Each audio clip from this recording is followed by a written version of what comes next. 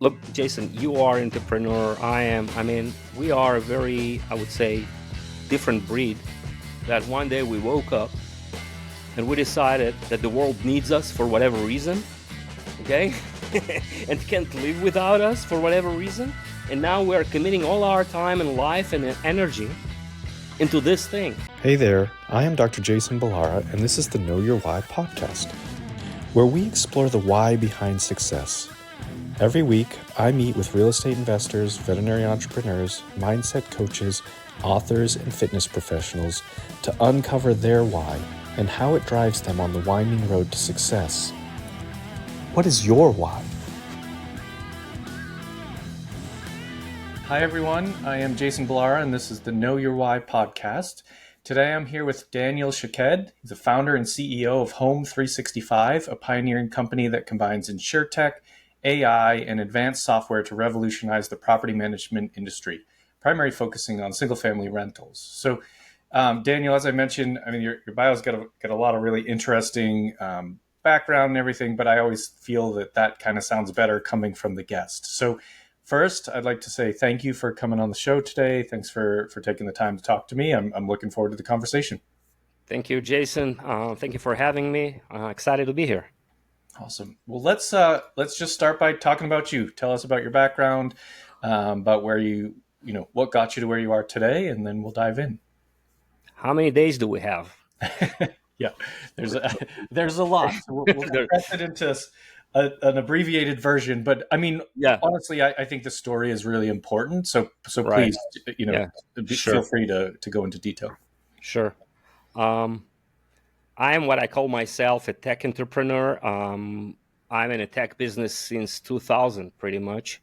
Working in tech companies. It's my second company I've founded. And I'm very much excited about technology and how technology disrupts or evolves the traditional industries, especially.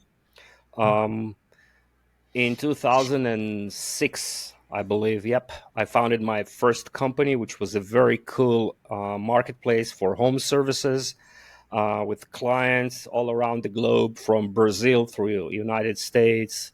Um, I mean, big clients at that point, and through European Yellow Pages industry. We've come up with a very unique technology back then, but then I decided to go into a much more, I would say, controllable ecosystem, where we would not just generate leads and generate like marketplace for home services, but actually facilitate the entire transaction and be like responsible for the quality of service, um, all the way A to Z, from start to finish. And this is where the idea of Home 365 basically came up with. I was looking at that time at industries which are very traditional by nature. I was looking at industries that have recurring revenues, high lifetime values, like people don't churn or use it like forever, like even, like with real estate, right? You buy a piece of property, it's for your, I mean, retirement. It's like a college fund for your kids, right? So people don't really come into this state for a year, like students, or something like that. So it was like a very interesting industry from my perspective. I didn't know much about U.S. real estate, and at that point, I was analyzing the landscape from a data standpoint. Like, is there any point that we can inject technology and make it more efficient? Is there what the solutions there are? And at that time, 2016, I decided to move to the United States, um, starting as a part of some acceleration program in Palo Alto for startups, um, to understand the ecosystem of the U.S. VC landscape and how things work. And I learned a lot during that process. And from that point on, I just pulled my family over from Israel, where I'm originally from, moved here with my wife and two kids, and started our life 10 years ago in the San Francisco Bay Area, building Home 365.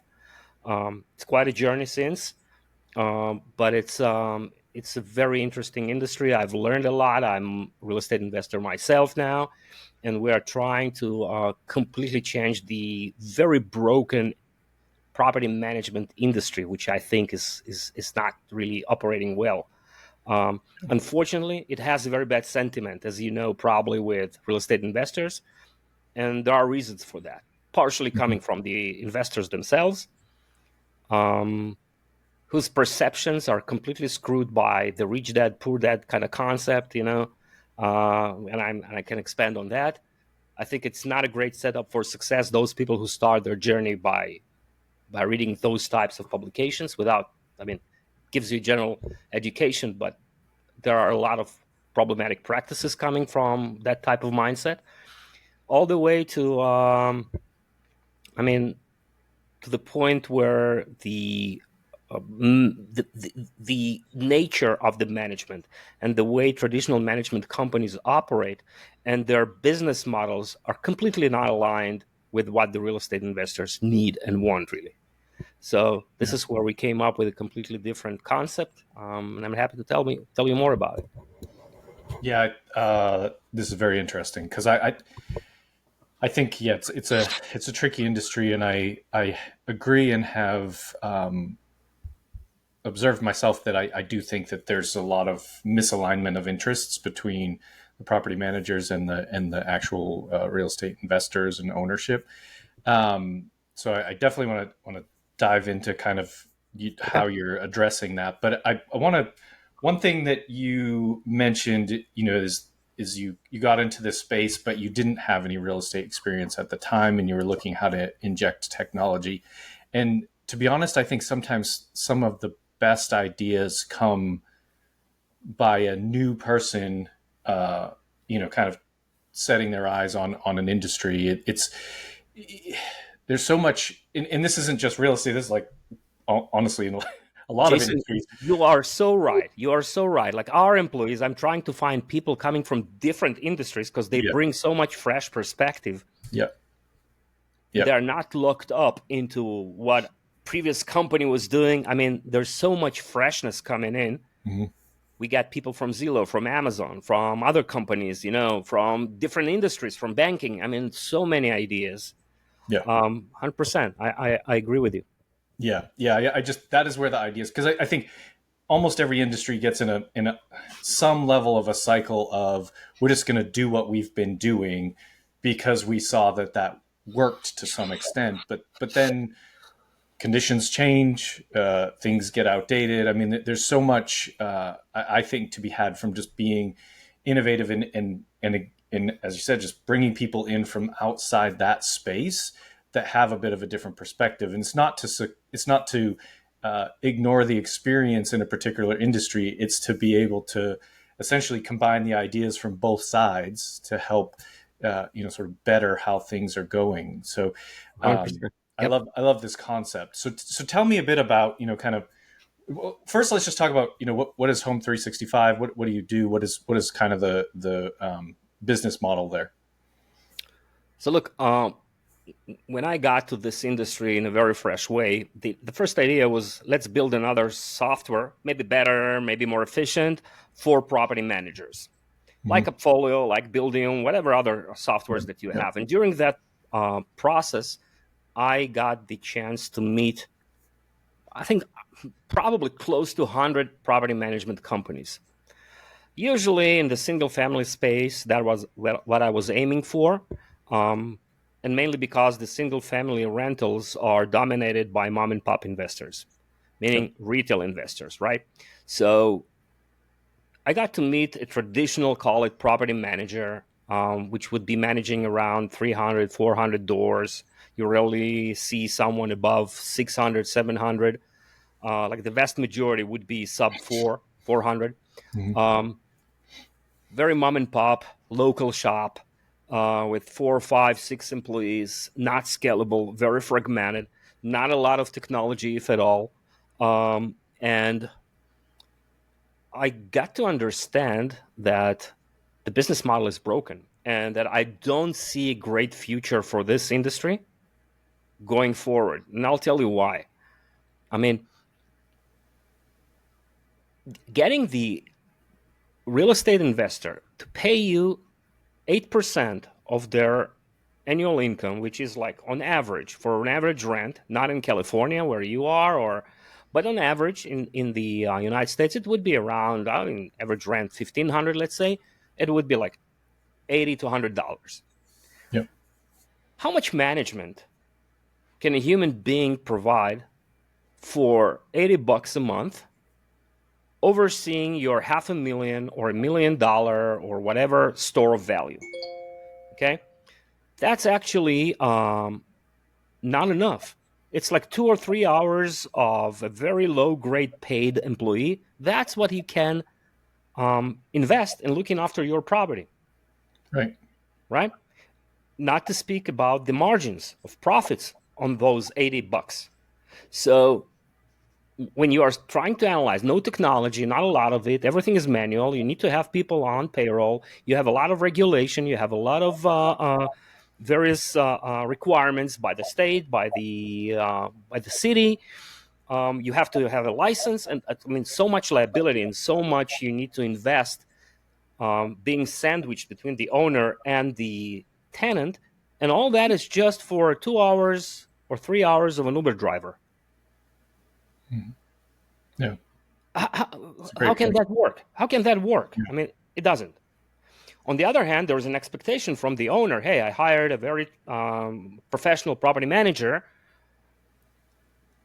Make it work. What does it mean, make it work? I mean, they want to have returns. Eventually, we are managing their money, if you think about it, in the format of a drywall or in an asset class of real estate. But eventually, we need to show them, while they're looking at their annual P&Ls, that actually that was a decent investment to make. And the second best alternative is not there. I mean, real estate is the best. But eventually, in most cases, it's not. You are making very slim cap rates, in a way, 6%. Maybe if you are lucky, you can get to 8%. Some appreciation, which hardly keeps up with inflation. How do we, as property managers, can generate a better IRR for those people so that they don't sell that real estate and go and buy S&P 500 or Bitcoin or whatever other stores of value that are available right now on the market, while they need to manage that low paid manager and oversee every step of what they're doing because they can't trust them, because it's a very manual, fragmented type of manager, okay, who is easily blocked with bottlenecks, etc. So I realized that I'm in a way trying to sell a software to an industry which I don't believe can exist going forward, especially with the advancements of technology. And we have cycles of every 10 years there's something like a big earthquake is happening in the tech world. Yep. It was the iPhone 10 years ago. Now it's the AI wave. I mean, everything is changing, right? Nothing is the same. But this industry keeps being the same for the last 100 years. You charge 8%, you do pretty much everything manual and blah, blah. So at this point, I was thinking, look, I don't want to sell software to what I perceived at that time, without offending anyone, as a walking dead, call it. Because I couldn't see how this can survive and actually strive and grow and go forward. So we came up with a different approach. We are going to be the property managers, but of a new breed.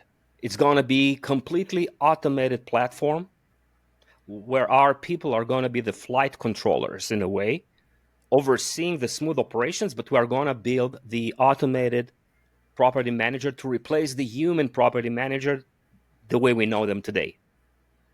With a human touch, with a human supervision, but everything should be aligned in terms of the platform itself. It should be like fully sustainable, autonomous platform. That's one. Second, on the business model side, the retail investors, which we mentioned before, are very busy people. They are dentists, they are developers at Google, they are lawyers, they are whatever. The last thing they want is to deal with tenants and toilets.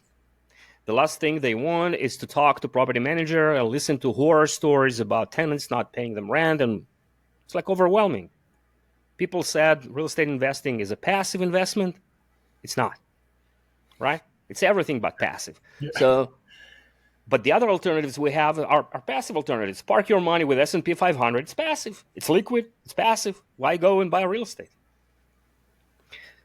So we were thinking, scratching our head. This is where I lost all my hair. Is how to change the business model. In a way, what we are doing today, we are underwriting the profit line on your P&L as a property owner.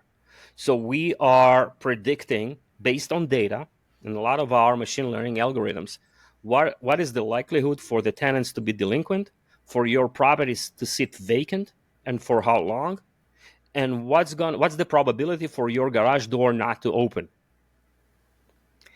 When you have all that information, we've crunched all the data into one algorithm and we spit out what we call a monthly premium, which means that if vacancy occurs or delinquency occurs or there is any repair of any kind, pretty much, aside of investment in capex, we cover it as a part of this monthly payment. So actually, we don't charge management, and we profit from our actuary model. We are selling peace of mind to people, passiveness, and lack of investment volatility. We make it a flat line when you have a predictable income on your income statement, and you have a very predictable expense line, which is our monthly premium. We call it Profit Protect or one rate. And that's it. From that point on, pretty much there are no more unexpected things that might happen. Your insurance, your taxes, that's it. Okay? Almost everything else is captured within this product, and that's what we sell. Because we understand what you are looking for as a retail investor is peace of mind, passiveness, lack of volatility. You don't want to be involved. You don't have the time. You don't want to manage the manager. And you are, in effect, buying a different product than a property manager. You are buying a protected financial result. And that's how we are wired, around your money, around returns, around everything. Trying to be competitive to other investment vehicles out there in the market. Yeah, I mean, a lot of really great points. Property management business is hard, and as the investor, as an owner, part of an ownership group, I can recognize that. But at the same time, yeah, sometimes you're like, I don't think I have thought before, like the incentives are just not always aligned. But I can see your point about, hey, you're expecting this person to, you're expecting this property to be managed from $80 to $100 a month. You're right. That's not enough. Like that doesn't, like, nobody wants to work for $80 or $100 a month. So it's all entirely based on volume and therefore dilution of the resources to your particular property. Dilution of attention. Exactly. Yeah. Exactly. So I guess are you operating in any specific markets? Can it be anywhere? Is Home 365 something anyone can access, or is it in particular states or markets? How do you approach that?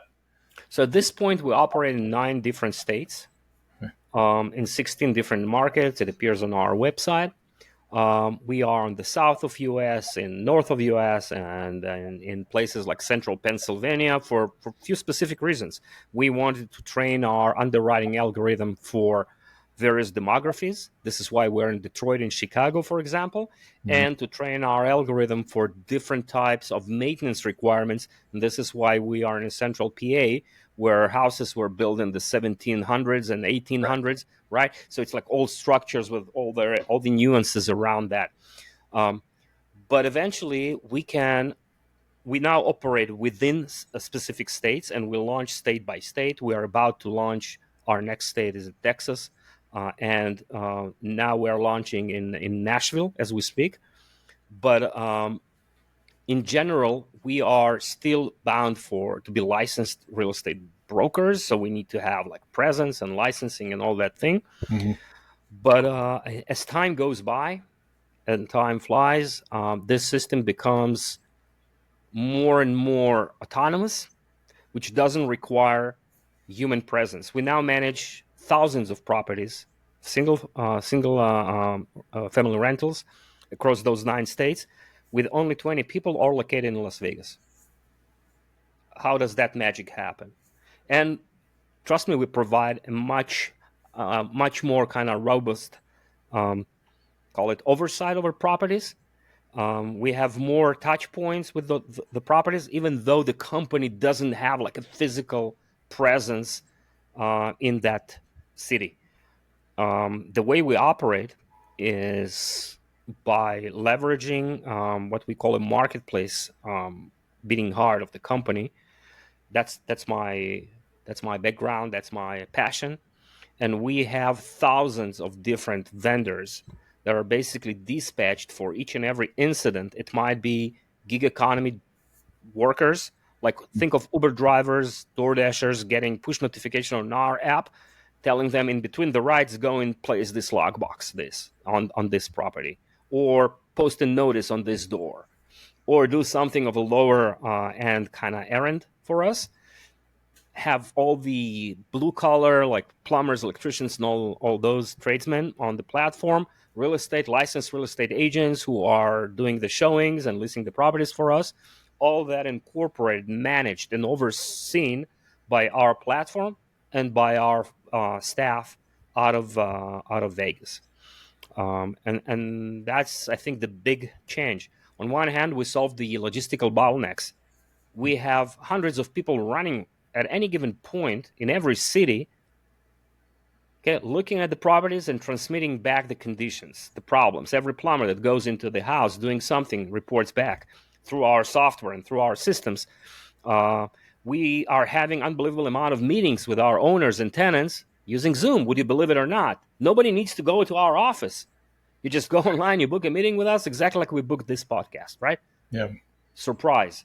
It's not existing in this industry. I mean, the regulators want you to have an office in the city with walk-in hours listed on the door. I mean, why? Yeah. Right? It Yeah. costs money. Guess who's paying for it eventually? So we are actually eventually we are able to lower the cost of rents, what we want to believe, by being much more efficient. And we are actually not really charging for management, if you think about it. We are selling something else. We're not selling management. We're selling financial results in a passive way. Yeah. Okay? Yeah. That, in my view, a different breed of property manager. So we're investing a ton in building this software to be able to manage all those entities, people, buildings, with all the specifications of those entities on our CRM systems, but then actually dispatch the right person to take care of the right event in real time and being able to oversee that entire process A to Z on our big screens. Intervene when a human oversight is needed. But eventually, we have hundreds of, if not thousands, of projects being handled, maintenance, repairs, with no human touch, only by the dynamics of marketplace and the ability to handle those things at scale. Eventually, those mechanics drive prices down, create better SLAs. Everything is measurable. Yeah. But that's a different way of operating a company like us. Yeah. It's really smart. I think there's just, I'm like, my brain is like, there's so many different ways this type of model could actually be implemented. And it's, you mentioned Uber and having someone deliver a lockbox and whatnot, but Yeah, right. it's almost like a Uber of property management. Exactly. It's like, because Uber is really just a matchmaker, essentially. Like, someone's driving, someone needs a ride, someone has food they want to order, you can get it now. There's all kinds of other. I'd have to look at an Uber app again to see, but they keep adding additional things that you can do through that, and it sounds like a similar thing. You're essentially just having that central dispatch to handle the issue of property management, and it makes a ton of sense. Do you?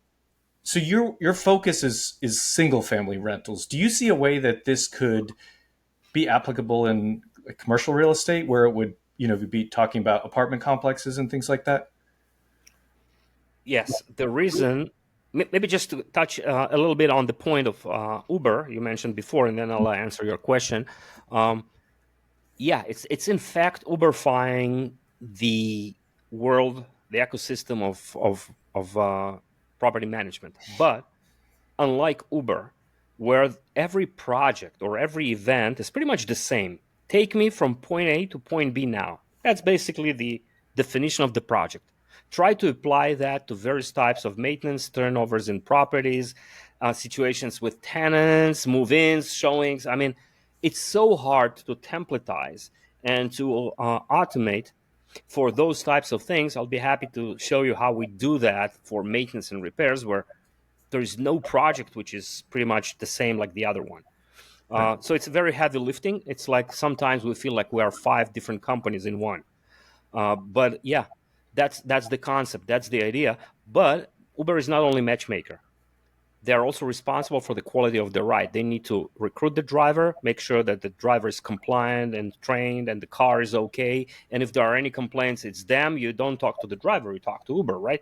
So they are basically responsible for the entire experience using the drivers, the human drivers at this point, but very soon, autonomous Teslas and cars Yeah. and whatever. Yeah. Um, I mean, that's pretty much the concept. Okay. It is applicable for any type of residential real estate, I think. The reason we chose the single family because the pain and the challenge to operate single families is so much bigger Mhm. than a challenge to operate an apartment complex with 200 apartments in one building versus 200 different Yeah. buildings, which are different by nature, scattered across the entire city, which takes 4 hours to cross from side to side. Try Yeah. to do that in LA, right? It's so much so much harder, and those might be under different municipalities, under different counties, different laws, different regulations, different everything. Having, by the way, owned by not one person or a company usually owns this commercial building, but by 200 different real estate investors. Some of them, 50% of them, will not be Americans, will be living anywhere in the world. Mhm. Yeah, not even some of them not even speaking English. But the numbers here were appealing. They formed an LLC and bought a property. That's it. They might have some kind of attorney doing some legal work for them. That's Right. it. It's so much more complicated. And fortunately or unfortunately, I've chosen the hardest path to go with. Luckily, we have the right partners to back this vision and to basically fund this vision. Um, and But yeah, I mean, from our perspective, the multifamily buildings, it's an easier version of what we're doing today. Mhm. Yeah, it's all. I mean that, and I'm just thinking about it from that perspective because that's what we have. I mean, I've had single family rentals before, but currently our focus is commercial, and so I'm just thinking how it can be applicable. And I mean that really, it should be virtually the same, with the Mostly, yeah, like the main exception is I think apartment buildings. There's some expectation that someone's in the office. The expectation from the residents that there's someone in the office, but I feel like that's an expectation that can and will likely shift over time, where it's just going to, like, why does that Jason. person need to sit in there? What's the difference? Is that helpful to any, like, I think and I think well, COVID accelerated some of this, but Exactly. there are definitely uh, examples and models where people are, there's automated showings, and you can set everything up online, and you go to the model unit, and you don't ever have to actually talk to a person if you don't want to. So I do think that that's We're happy to meet the people over Zoom at any time. yeah, Much easier than occupying a physical office in many cases. yeah, And you know what? 15 years ago, 10 years ago, I mean, the older generation couldn't figure out what is this thing called ATM machine. They wanted to go yeah, and actually talk to their banker, right, and to the teller, yeah, because they knew them personally. And I remember, how hard it was for the that generation to adapt to this concept of there's actually no physical branch anymore. There mhm, are cities in the world today where there are no physical branches anymore. You want to do your banking, you do it online. And if a traditional industry like banking, like insurance, went all the way to online, property manager can do that as well. Yeah. I mean, just a change of paradigms. And that's exactly where I saw the opportunities here. It Mhm. is too gravitated towards traditional, the way we did work all time, every time. I mean, for the last 100 years, it's time to evolve. Things change. Yeah. Yeah. I think The it's so. regulators have hard time coping with this thing and chasing this thing because now there is like a leasing agent, which is an AI bot. But how do you license an AI bot? Right. So they can process this thing. And they're trying to fight it, but then they will need to comply with it. Yeah. The regulators are the most antiquated systems that they're talk about the property management industry being mom and pop and antiquated. Some of those regulatory departments at the really all levels, but are just so far behind where we are in the technology phase of kind of almost all industries at this point. So I think it makes a ton of sense. I love the use case of property management, and my like I said, my mind's kind of like spinning at where you could use a very similar model across other other industries that are still pretty fragmented in mom and pop. So I think it's incredible. Jason, look, there are an incredible number right now of private equity firms, some of them very well known, big firms, that are actually rolling up mom and pop shops in each and every industry right now, Yep. injecting technology, injecting centralized better management than what a mom and pop owner can exercise or introduce. And they are building nationwide brands and monopolies by rolling up laundry shop. I don't know, just whatever. Yeah. Yep. Yep. Okay? So there's a lot of opportunity to introduce technology and advanced management tactics and systems into traditional mom and pop world. Eventually, I'm not sure it's good for for the sake of society going forward and all that, but you can't fight it. I mean, Yeah. I think that's the real reality there is that I agree. Like there are going to be jobs that are replaced by these types of technologies. The trick is, what are you going to do to prepare yourself for that and fit into, one is, if you're a business owner, you need to start looking at what technology you can implement in your business so that someone doesn't come in with a technological solution that sort of wipes your business out entirely. And I think just understanding that this is the reality. You mentioned the iPhone earlier, and that's an example I will often use. Is it's like the iPhone. I think people just think that's been a thing we've always had. The iPhone came out in 2007. Like that's the first introduction to the iPhone, which is not very long ago in the span of history. And so it's like now having an iPhone or smartphone, if you have an Android, whatever. The point is you can operate a business out of your hand now, and that wasn't an option, 20 years I'll ago. tell you a story, funny story, an anecdote, which you reminded me of. I mentioned that prior to that, part of our clients were the yellow pages. I don't know Right. if you recall what yellow pages were 10 I years do. ago. Yep. We were standing in line to get listed in this book, okay? And those were like super solid companies, usually a spin-off out of the biggest telcos. Super Pages owned by Verizon, AT&T owned the yellowpages.com, and like big Yeah. companies, billions of dollars in revenues. Where are they? Yeah. At a certain point, they were my clients from previous technology that I've developed for them. And at a certain point, it happened, I was in Vegas maybe 10 years ago, Yeah. not more, I think around 16 or so. And they had a conference which was labeled as pretty much around the topic of evolve or die. Mhm. And the evolution they were talking about is how do we evolve the book to online? That when it started, okay? Yeah. Remember, they were dominating the SEO, the first pages. And Yeah. who was the keynote speaker actually signing a book afterwards was the CEO of Kodak. And he had a keynote speech about how do you evolve and not die? And he said that one day they wake up and there's an iPhone, and the iPhone has this camera on the backside, and nobody needs the Kodak cameras and the films and all that thing, and nobody goes and develops the films and makes. Yeah. You know, so what do? It's Kodak. They were sponsoring Olympic Games. They were like the biggest guys around the block. I mean, huge company.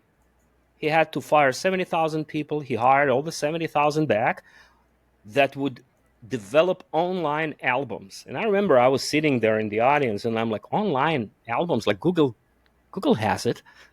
You can upload pictures to Facebook at that time and have your own albums organized in a certain way. Like, I mean, and eventually, where are they now? Yeah. It's a non-existing company. So we've seen industries die. This is where I became very, very sensitive to that notion of, is that a sustainable industry over time? Are we going to empower and sell software to a dying industry, or are we going to reinvent the industry in a different way? Yeah. And this is where I had this debate, and it was a hard debate. Yeah, it's sometimes people go clutching and screaming, but I mean the thing is too is technology just keeps getting faster and faster. So I mean we just sort of talk through the demise of Kodak, the yellow pages, that like people. I'm guessing that there's a lot of young people that don't necessarily know, but like if you see a company and their name is AAA plumbing or whatever, the reason for that is so they could get listed at the front of the plumbing in the yellow pages because it was all alphabetical. And so Exactly.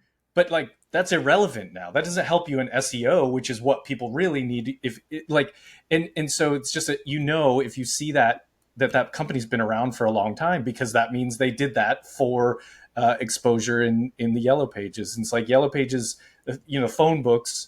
You used to get a book and go alphabetically look for someone's phone number, and then you would go to your phone remind me attached that, to the yeah. wall that you couldn't. You could, if you had a long enough cord, you could walk around with it. But I mean, it was like that. These things aren't that long ago, and 15 years ago. That's it. It's nothing. And it's gonna go just faster and faster. Like that's the reality. Is it's just gonna go faster and faster. And so you have to. It doesn't. It's not gonna hurt you to fight, or it's not gonna hurt you to Adapt. It's gonna help you to fight it. Is I guess what I'm trying to get at. But look what happens with Google. Disrupted the online listings of those yellow pages when they finally evolved from books to online presence, and had their websites listed there, and you could search for this AA plumber on their website. Mm-hmm. And suddenly the alphabetical order didn't make sense. Now Google disrupted all that and introduced Google Maps. So those guys disappear from the first page, and now they have no traffic. Nobody buys their ads, and they're dying. Yeah. Now look what happens with Google search.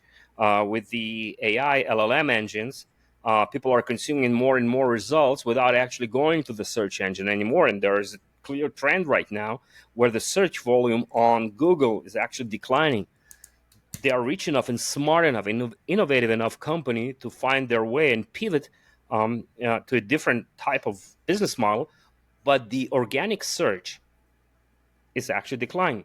I'm old enough, to remember the Alta Vista in 2000, where it wasn't a search; it was a browsing experience. Homes for sale, rent, and you going down the road, and you browse for things. Then the search was introduced. It was like, wow, you don't need to browse anymore; you search. Yeah. So you see those trends every 10 years. There's a huge shift, huge. Yeah. Well, yeah. Google. I agree. I'm not sure that I think Google's just going to go away, but no, Google not. They're being the people are using ChatGPT as a search engine instead, and it's like use ChatGPT. It's not just going to give you a list. It's going to be like, let me tell you everything about that company, summarized for you. Like it's even more data. I mean, another example of a company that has navigated all this and survived is Netflix. That Netflix used to have DVDs that you would get in the mail, and now it's they're still the number one streaming platform. So that was a great innovation at the times where you had to go to Blockbuster shops. You couldn't have the DVD delivered to your home. You had to go there and rent it. Yeah, Yeah. That was a huge innovation at the time. Netflix killed Blockbuster, but then managed to stay relevant because they pivoted to streaming service. So I mean, Yeah, it's yeah, but you can the point of all what we're going through right now for people listening is that you can look at I don't even know when Netflix came out, but it was beyond when the iPhone came out. Like it's even a newer example of things that technology that has taken over and completely disrupted industries. So I think I think the way you're looking at it is incredibly smart and frankly just relevant. I mean, I think that's how people should be looking at probably just about any industries. Like what can we do? What technology can I introduce so that someone else doesn't introduce it and beat me to the punch and just kind of I think it's a great framework to be looking at potential industries that will be disrupted. right. Look, I think there is also another interesting question which any real estate investor needs to think about is real estate how to make real estate a better store of value Mm, which can compete with other investment vehicles, maybe more liquid, maybe more passive. And this is where you absolutely have to have technology. Otherwise, you're going to lose margins. yeah, It's not a force majeure for you that you need to pay 8% or 6% or 7% for management. yeah, It hardly covers the management cost, mainly because those people don't do anything from tech standpoint. If property management was automated, let's say completely, let's imagine the world where everything is done online, nothing is done personally, then you could charge 1%, not 8, yeah, and still make a lot of money because it's the scale of the cloud, it's the scale of technology, it has limitless scale. yeah, yeah, But as manual manager, you have to charge 8, and then you can still make money on it. So you have to cut corners. You have to get a kickback from a plumber. You have to get a kickback from someone else. You have to. You understand what I'm saying? yeah, yeah. It's a as it currently exists, that stuff is a survival mechanism, and it's percentages probably will go up, and I mean it's the only way for these businesses to stay alive and or volume, and so now you're even more diluted in the attention that's being paid to your particular property. For sure. But here's the direct competition. You go and you buy an ETF. ETF charges you 0.5%. Maybe if it's a very sophisticated margin call, whatever ETF, it would be closer to 1%. But if you have the same amount of money stored in real estate, now you have to pay 8% to your manager. Mm-hmm. Then it becomes not as competitive. Right. So you have to go online. You have to introduce technology to stay in competition. Otherwise, real estate will start to lose its appeal. Yeah. Yeah. I think that I absolutely agree. Well, Daniel, this stuff is it is just fascinating to me, and I think like I said, my mind's kind of spinning around use case for this type of lens. But I want to switch gears. I want to make sure I get Yeah. to ask you the questions I ask every guest. And first one, I mentioned to you that this is a big. We talk a lot about mindset and sort of the story behind success. And so the name of the podcast is Know Your Why. But I always ask every guest, what is your why? What's driving you? I obviously an obvious sense of kind of technology focus and things, but I think I even get the impression there's almost a bigger message behind what you're doing. Look, it's a tough question. I'll tell you why. I mean, it's eventually something in the personality probably of any entrepreneur, any person Mhm. that wants to invent something or to build something. Okay, that why is it's beyond the financial reasoning behind it. It's beyond. It's to build something meaningful and succeed with it. Yep. Okay, it's not about changing the world or things like that, but it's a meaning of actually building something that didn't exist before and for the good of humanity. I'm always telling to all of our employees, look, we're so lucky to be in the property management space in there. Like, why? It's so tough. It's so hard. People are mad at us. Tenants are screaming at us. Owners are not happy. Like, I'm telling them, we have a privilege of dealing with the almost two most important things in people's lives. People's money. They trust us with their money. It's not with their properties. It's with their money. Mhm. Okay. Life savings. That's huge. That's the highest level of trust, almost money, right? Yeah. And secondly, we deal with people who are building their families, their dreams, their memories. It's a housing thing. So we are providing housing to other side. It's our tenants. A house, a home, it's our shelter, is also one of the most important parts of our life. Maybe the health, of course, is more important than any of those two, but eventually, aside of that, we are dealing with the two most important aspects of people's lives, and we're trying to make it better, and we're trying to make it more efficient. This is the why in this company, and the challenge of solving almost impossible puzzle that we have here. Yeah. Different projects, different events, different properties, different people involved, different regulations, different locations, different states. That becomes like a thing we need to solve. It's not about making money anymore. It's about actually living a different world. Yeah. I know it might sound weird, it might sound too poetical, but it is really that. It's beyond. It's the challenge itself that we really need to solve. Yeah.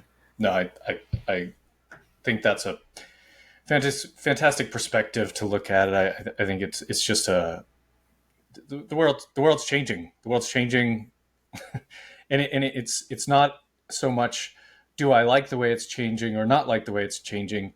It's just changing, and so you can either kind of go along with some of those things and insert it into your life in the way that makes it positive for you. But I think that you're exactly right. It's just um, that mentality or mindset around what's to come is an important realization and needs to be a part of the way you look at what you're doing with your life. I think it's huge. Look, Jason, you are an entrepreneur. I am. I mean, we are a very, I would say, different breed. That one day we woke up and we decided that the world needs us for whatever reason, okay, Yeah. and can't live without us for whatever reason. And now we're committing all our time and life and energy into this thing. Yeah. I mean, it's on the very fine line of insanity on one hand, okay, Yeah. maybe Sometimes it ego. leans that way pretty heavy. Exactly. Yeah. It's insanity, Mhm. okay? You can make much more money working for corporate America, I can tell you. It's like known study. Yeah. You want to make money, work for Google as whatever employee, don't launch your own startup, Yeah. right? Um, so it's insane in many ways. You are sacrificing your personal life a lot. You are on this grinder, scratching, peeling off your skin slowly but steadily every day. Real roller coasters, ups and downs. I mean, it requires some level of insanity. And I can't think of myself doing something else on one hand. On the other hand, I'm trying to look at myself from the other angle and say, why the hell? Like, look, I mean, Yeah. Yeah. it's I right. know, I know exactly what you're saying right now. Like it all Of of course. that makes total sense. It is. You do feel a lot that you're walking that walking that line of insanity and probably tilted in that direction most of the time. So but yeah, for whatever reason, that still feels better than sort of the corporate life that like thinking about the alternative is just not appealing. So and This is where you need to be aligned with your why. And this is why I 100% agree that this is one of the most important parts is to understand the why. yep. It's not for the money. It's for so many different reasons. Hmm. Yeah, yeah, I completely agree. So, Daniel, when people hear this and they want to connect to you, what's the best way for them to reach out? First of all, on LinkedIn, I'm there. My email, Daniel at home365.co. It's CO. Um, Okay. that's the best way. Okay. We'll have those things Yeah. in the show notes. Listen, thank you so much for coming on the show. I really enjoyed the conversation. I think Thank you, this Jason. is Same. a super important topic that, is. I just think, you can only bury your head in the sand for so long. Like, these are things, whether it's property management or any other industry, these are things to be really considered in terms of, what life is going to look like over the next 3, 5, 10, 20 years. I mean, who knows? But yeah, all super important. So thank you so much for being on the show. I really do appreciate it. Pleasure to be here. Thank you so much, Jason. Absolutely. Enjoyed it much. Thank you. Folks listening, make sure you connect with Daniel. Check out Home 365 if you're in the property management or real estate investing space. And please remember to like, rate, and review the show so we can continue to get more great guests. And thank you all for listening. Hey there, I am Dr. Jason Balara, and this is the Know Your Why podcast, where we explore the why behind success. Every week, I meet with real estate investors, veterinary entrepreneurs, mindset coaches, authors, and fitness professionals to uncover their why and how it drives them on the winding road to success. What is your why?